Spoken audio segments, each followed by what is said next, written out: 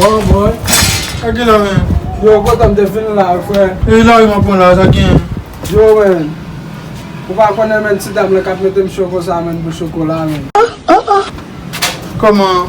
Ou koum dade wate men 14 men, yap fèm show men wap m'achete chokola ben. Mon chè frère, m'bol ton ba, soufle tante mwa tante.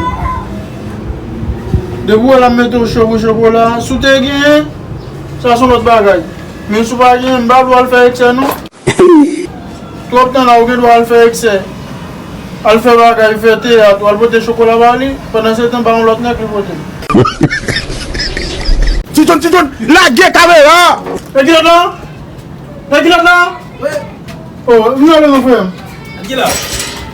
Mwen nek se yem baka blo, mwen je di an tretmen. Kom la mdepote bo men. Pe ma chen wal kriye. Am mwen fwa wè madame ou chokola men. Pit mwen kon la mprese la tout mwen fè men. Est-ce qu'on fait boy? Koman es mwen fè an? On s'en gagne l'huile dans des eaux. Sa kwa se? Quand je te fais je choisis pour te na boy. Wap lèl?